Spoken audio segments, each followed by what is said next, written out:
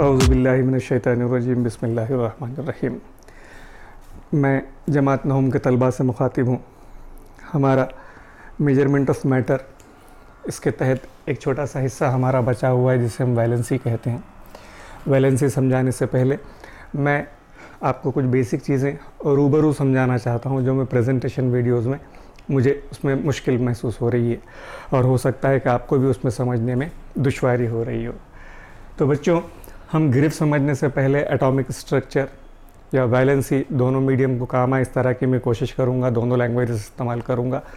तो हम समझ रहे हैं गिरफ्त या वैलेंसी। ये समझने से पहले हमको क्या करना है, हमको समझना है, समझिए कि मैंने यहाँ पर दो न्यूक्लियस, दो एटम्स बना कर रखे हुए हैं। सॉरी, एक है सोडियम का और उसके बाद दूसरा है क्लोरीन। सोडियम की अलामत Na और क्लोरीन की अलामत Cl। अब हम एटॉमिक स्ट्रक्चर समझ रहे हैं, इलेक्ट्रॉनिक कॉन्फ़िगरेशन को भी हम लोग टच करेंगे। टच करने के बाद हम लोग वैलेंसी की तरफ जाना शुरू करेंगे। तो पहले समझते हैं सोडियम। तो सोडियम का मतलब क्या होगा, तो इंग्लिश में इसका केमिकल नेम जो होगा इसका, दैट इज़ नेट्रियम। उसके बाद उसकी अलामत होगी सोडियम की, ये सोडियम इसका इंग्लिश नेम। उर्दू में अगर लिखना है इसको तो मैं लिखूँगा सोडियम, इसकी अलामत Na। फिर उसके बाद इसका एटॉमिक नंबर। मैं जानबूझकर आज वीडियो इसलिए बना रहा हूँ ताकि इन चीज़ों पर आपसे बात कर सकूँ। एटॉमिक नंबर या जिसे उर्दू में हम जौहरी अदद कहते हैं। तो एटॉमिक नंबर या जौहरी अदद जिसको हम Z से ज़ाहिर करेंगे, सोडियम का atomic number and that is 11। इसे मैं उर्दू में अगर कहूँ कि सोडियम का जौहरी अदद 11 है।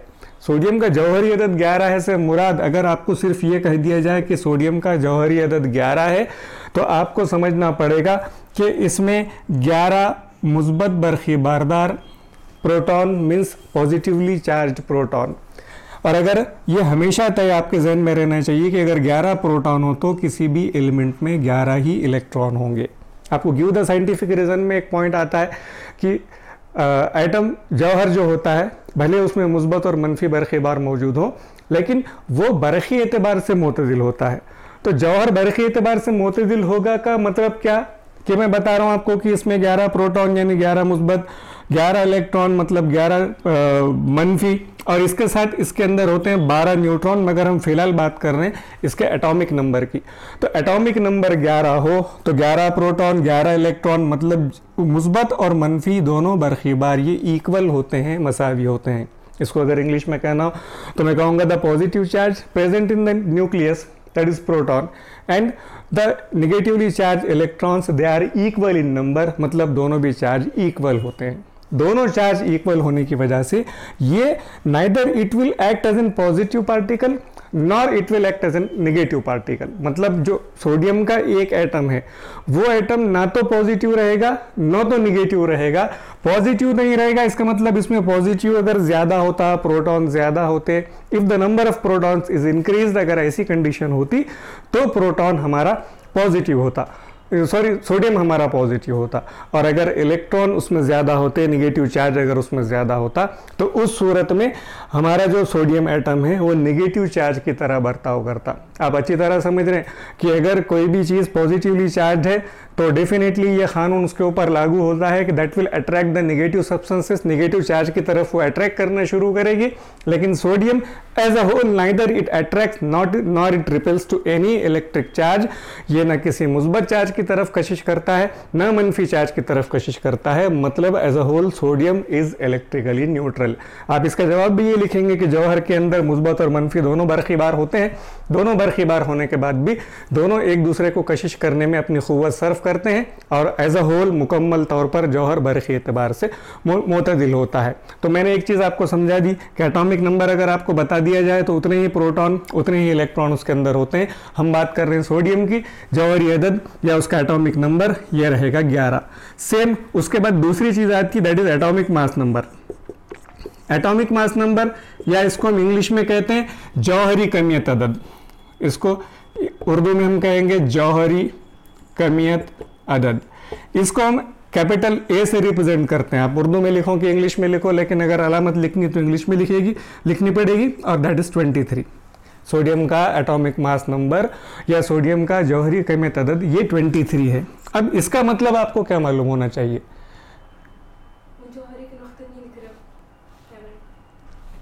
इसका मतलब आपको क्या समझना चाहिए? इसका मतलब आपको यह समझना पड़ेगा कि सोडियम में हमारी बात हो चुकी कि इलेक्ट्रॉन जो होते हैं निगेटिवली चार्ज 11, प्रोटॉन 11, दोनों मुस्बत और मनफी मिलकर 11 तो हो गए, ये क्लियर है। लेकिन अब ये एटॉमिक मास नंबर 23 मतलब जौहरी गहमियत अदद 23 का मतलब होगा कि इसमें 11 प्रोटॉन 11 इलेक्ट्रॉन प्लस 12 न्यूट्रॉन है। न्यूट्रॉन पर कोई बरक़ी बार नहीं होता, इसलिए हम इनको इलेक्ट्रिकली न्यूट्रल बरक़ी एतबार से मोतदिल कहते हैं।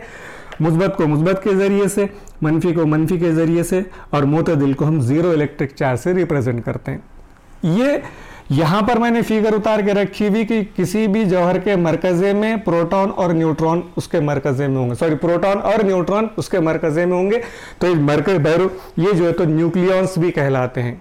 Why proton and electron are called as nucleons. तो आपका जवाब होना चाहिए कि they are found in nucleus, वो न्यूक्लियस में होते हैं इसलिए उन्हें न्यूक्लियॉन्स कहते हैं। तो ये दोनों की जमा कर दीजिए 11 और 12, वो आएगा 23 and that is the atomic mass number of the sodium. तो सोडियम का एटॉमिक नंबर 11 और atomic mass number 23। Atomic mass number 11 हो तो आपने इलेक्ट्रॉनिक कॉन्फ़िगरेशन या इलेक्ट्रॉनिक तक़सीम आपने समझी हुई।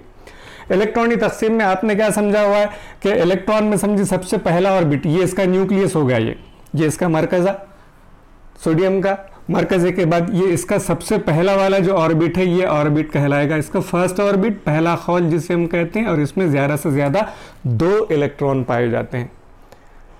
फिर इसमें 11 थे, 11 में से 2 चले गए 9, तो फिर उसके बाद दूसरा जो ऑर्बिट रहेगा ये ऑर्बिट में 8 इलेक्ट्रॉन पाए जाते हैं ज़्यादा से ज़्यादा। तो 2 और ये दूसरे ऑर्बिट में ज़्यादा से ज़्यादा 8, 2 और 8 10 हो गए।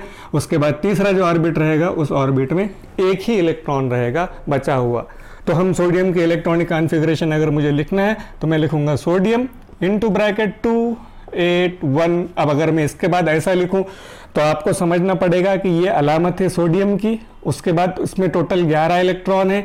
11 इलेक्ट्रॉन में पहले ऑर्बिट में 2 इलेक्ट्रॉन, दूसरे में 8 और तीसरे में 1। इस तरह इलेक्ट्रॉनिक कॉन्फ़िगरेशन को हम लोग ज़ाहिर करते हैं। वैलेंसी समझने के लिए ये तमाम चीज़ें आपको अच्छी तरह से साफ़ होनी ज़रूरी हैं। ये अगर आपको समझ गई तो समझिए कि वैलेंसी, इसके बाद की सारी चीज़ें आपको आसान होगी। और 9th में इतनी चीज़ें तो बहुत अच्छी तरह से आपको आनी चाहिए, तब जाकर आप जो है तो आगे का केमिस्ट्री पढ़ सकते हैं। तो सोडियम का इलेक्ट्रॉनिक कॉन्फ़िगरेशन, पहले ऑर्बिट में ज़्यादा से ज़्यादा 2, पहले खौल में, दूसरे में ज़्यादा से ज़्यादा 8, तीसरे में बचा हुआ 1। अब तीसरे ऑर्बिट में ज़्यादा से ज़्यादा अगर 18 हो सकते हैं, अपने KLMN पढ़ा हुआ है, मगर अगर आखिरी है तो 8 हो सकते हैं, लेकिन इसमें एक ही है। तो ये जो लास्ट वाला ऑर्बिट है, आखिरी वाला जो खौल है इसका, ये वैलेंस इलेक्ट्रॉन, ये वैलेंस शेल, या जिसको जो तो हम गिरफ्ती मदार भी कहते हैं। क्यों? इसमें 8 आने चाहिए अगर आखिरी है तो इलेक्ट्रॉन, मगर 8 नहीं आ पाते, एक ही बचा हुआ है हमारे पास, इसलिए वो एक इसमें रखा। यहाँ पे जगह नहीं होती इनके लिए, इसको हम इसके अंदर नहीं रख सकते। तो इलेक्ट्रॉनिक तश्कील आपके समझ में आ गई। पहला खौल जिसमें ज़्यादा से ज़्यादा 2, मतलब ये कम्प्लीटली फिल्ड है, मुकम्मल तौर पे भरा हुआ है। दूसरा ऑर्बिट, इसमें ज़्यादा से ज़्यादा 8 हो सकते हैं, 8 आ गए, ये भी मुकम्मल तौर से भरा हुआ है।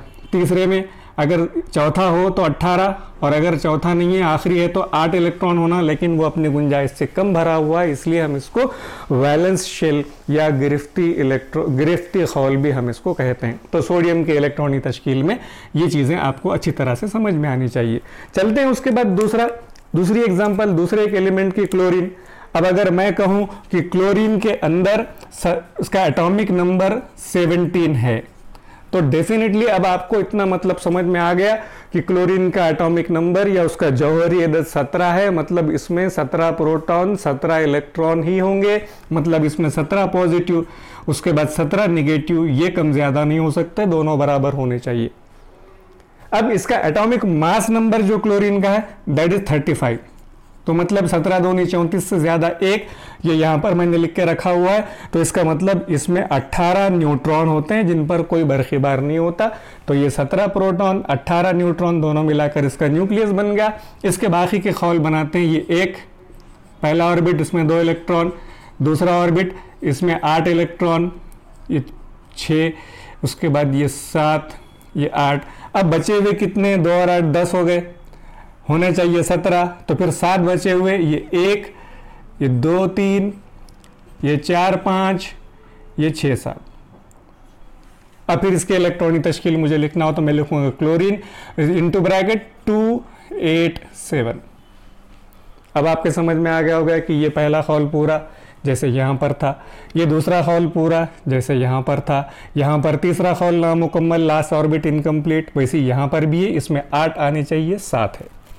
होप आपको electronic configuration, atomic number, atomic mass number, इतनी सारी चीज़ें अच्छी तरह से समझ में आ गई होंगी। अब एक अहम चीज़ जो मैं आपको, जिसके लिए खुद मैं आपके सामने आज खड़ा हुआ हूँ, प्रेजेंटेशन के थ्रू मैं आपके बीच नहीं आ रहा, और वो चीज़ मुझे समझानी है। अगर आपसे सवाल किया जाए कि वाई डू एलिमेंट्स रिएक्ट, मतलब अनासिर कोई भी एलिमेंट रिएक्ट क्यों करता है, तो बेटे अच्छी तरह से आप जहन में रखेंगे, एलिमेंट वही एलिमेंट्स केमिकली रिएक्शन करते हैं, कीमियाई तौर पर अमल करते हैं, जिनके लास्ट ऑर्बिट इनकम्प्लीटली फिल्ड हों। आपने क्या सुना? आपने सुना कि कौन से एलिमेंट्स रिएक्ट करते हैं? जिनके लास्ट ऑर्बिट इनकम्प्लीटली फिल्ड हों, वही एलिमेंट्स जो है तो केमिकल रिएक्शन करते हैं। रिएक्शन करते हैं मतलब क्या करेंगे? सोडियम क्लोरीन से मिलकर सोडियम क्लोराइड बनाएगा, जो आम नमक है, जिसके बिना आप खाने का एक लुक़मा भी नहीं खा सकते आप। बेटा इसका दूसरा मतलब भी ये है कि जिन एलिमेंट्स के पूरे ऑर्बिट कंप्लीटली भरे हुए हों, वो कभी केमिकल रिएक्शन में हिस्सा नहीं लेते। क्लियर आपको? अगर मैं यहाँ पे 288 लिख दूँ, इसका मतलब ये केमिकल रिएक्शन में हिस्सा नहीं लेगा, इस तरह का एलिमेंट होगा। तो वाई डू एलिमेंट्स रिएक्ट, एक सवाल मैं हमेशा बच्चों से जब पढ़ाता हूँ खुद, तो मैं इस तरह के सवाल करता हूँ कि वाई डू एलिमेंट्स रिएक्ट का मतलब क्या होगा। आपसे अगर कहा जाए कि एलिमेंट्स यानी अनासिर कीमियाई अमल क्यों करते हैं, एलिमेंट्स रिएक्शन क्यों करते हैं, तो डेफिनेटली आपको उसका एक ही आंसर देना पड़ेगा, so as to complete their outermost orbit. अनासिर अमल क्यों करते हैं? अपने आखिरी खौल को मुकम्मल करने के लिए वो कीमियाई अमल करते हैं। इसको इंग्लिश में अगर मैं कहूँ तो वाई डू एलिमेंट्स रिएक्ट, तो उसका सिंपल आंसर आपके जहन में होना चाहिए, elements react so as to complete their outermost orbit.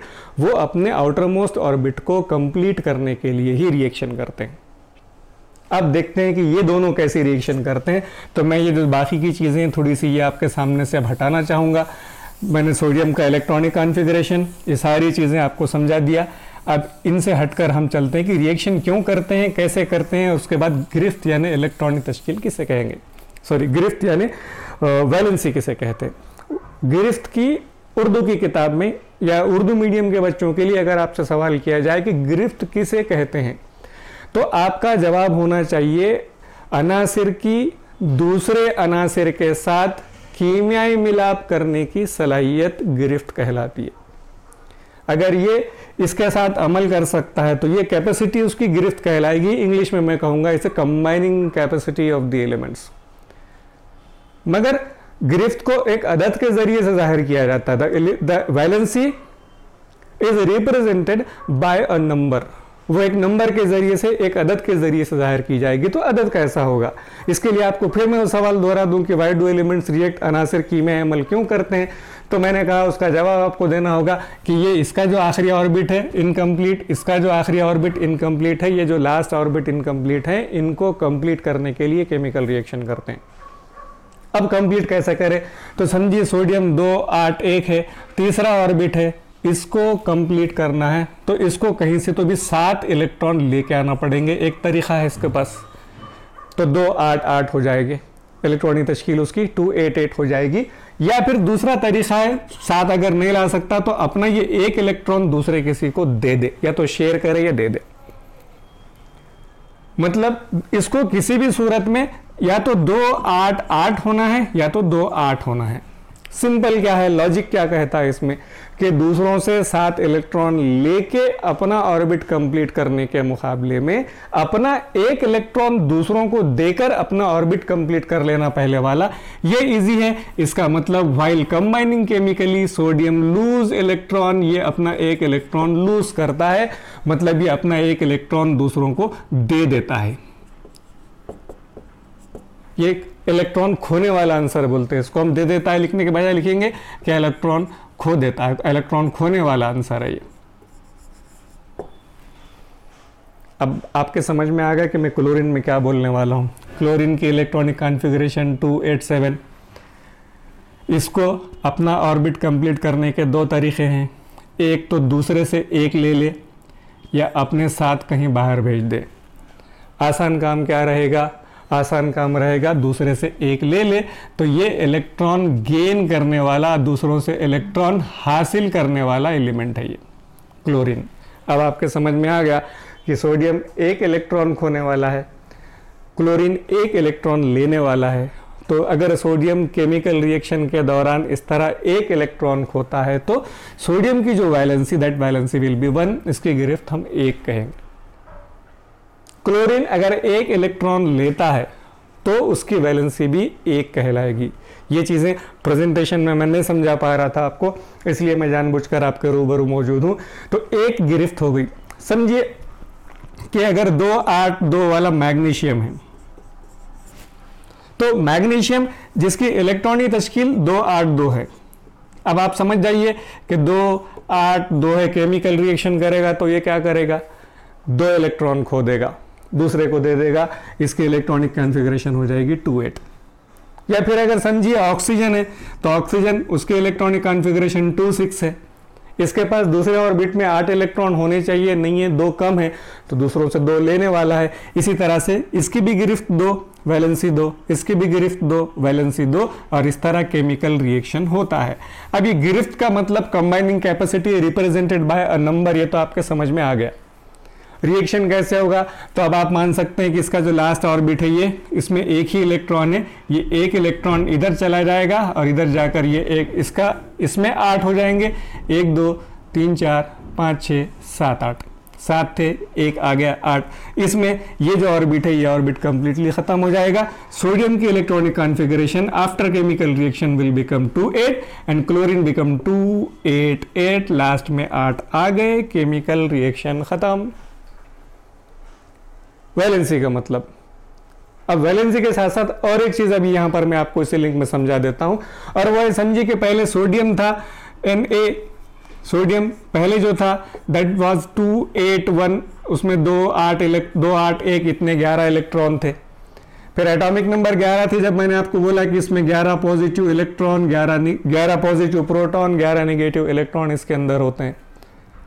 मगर इस सूरत में ये केमिकली इलेक्ट्रिकली न्यूट्रल है, मतलब मुस्बत और मनफी दोनों भी इस सूरत में बराबर है। मगर जब सोडियम एक इलेक्ट्रॉन लूज करता है तो फिर ये हो जाते हैं 10। सोडियम का एक इलेक्ट्रॉन लूज करने का मतलब एक निगेटिव चार्ज लूज करना, एक निगेटिव चार्ज लूज करने का मतलब एक मुस्बत एक पॉजिटिव ज्यादा हो जाना। तो ये जो सोडियम जब एक इलेक्ट्रॉन लूज करता है तो दैट बिकम्स सोडियम आयन। उसको स्क्वायर ब्रैकेट में लिखेंगे और उसके ऊपर एक इलेक्ट्रॉन खोता है तो उसको हम एक पॉजिटिव लिखेंगे। क्लोरीन का आपके दिमाग में अब चल रहा होगा क्या होगा? क्लोरीन है, क्लोरीन एक इलेक्ट्रॉन लेता है, समझिए उसमें 17 प्रोटॉन थे, उसके बाद 17 इलेक्ट्रॉन थे, एक ले लिया उसने 17 के बजाय, ये हो गया 18। तो अब न्यूट्रल नहीं है, एक निगेटिव ज्यादा है एक इलेक्ट्रॉन आने की वजह से, इसलिए ये क्लोरीन आयन। तो सोडियम इस हालत में जब 11 प्रोटॉन 11 इलेक्ट्रॉन है तब बरखी एतबार से मोतजिल है, ना तो पॉजिटिव ना तो नेगेटिव। ऐसे सोडियम को आप खुले में लिखेंगे, उसको स्क्वायर ब्रैकेट में नहीं लिखेंगे आप। और जब वैलेंसी समझानी वो आपको, सॉरी, जब इलेक्ट्रॉन लेन देन करता है वो, तो फिर वो पॉजिटिव नेगेटिव चार्जेस हो जाएंगे। अब आपको मालूम है कुदरत का उसूल है, दुनिया में सिर्फ 3 तरह के अट्रैक्शंस होते हैं। अट्रैक्शंस की बात कर रहा हूँ, जहन में रखिए आप। एक तो अपोजिट इलेक्ट्रिक चार्जेस, मतलब जो गैर मुशाबा बरखी बार है, मुस्बत मनफी को अपनी तरफ कशिश करेगा, positive will attract the negative. एक दूसरा, all the objects are attracted towards the earth, जो ग्रेविटेशनल फोर्स हम जिसको हम कहते हैं कि दुनिया में सारी चीज़ें ज़मीन से जो छोटी हैं वो ज़मीन की कशिश की वजह से ज़मीन की तरफ आना शुरू होती हैं। अट्रैक्शन का दूसरा रीज़न, और अट्रैक्शन का तीसरा रीज़न है दुनिया में, वो है कि आयरन, निकल, कोबाल्ट, इनको मगनातीस अपनी तरफ कशिश करता है। मैग्नेट अट्रैक्ट्स आयरन, निकल, कोबाल्ट। चौथा कोई उसूल इन दुनिया में अट्रैक्शन का, तो इन 3 में से ये वाला उसूल हमको यहाँ पर लागू होता है कि जब दोनों पॉजिटिव और नेगेटिव अपोजिट चार्जेस बन जाएंगे तो दोनों एक दूसरे को अट्रैक्ट करेंगे। अट्रैक्ट करने के बाद Na+Cl, तो ये सोडियम और क्लोरीन मिलाकर बनता है NaCl, और हम इसको बोलेंगे सोडियम क्लोराइड, जो हमारे खाने का नमक है। इलेक्ट्रॉन खोने वाला पॉजिटिव आयन को और एक नाम इंग्लिश में कैट आयन, या उसको उर्दू में लिखना हो तो इस तरह से केट आयन लिखा हुआ है। फिर उसके बाद क्लोरीन जो है ये एन आयन, नेगेटिव आयन जो होता है उसको एन आयन कहते हैं, और उसको उर्दू में एन आयन लिखा हुआ है, एन आयन।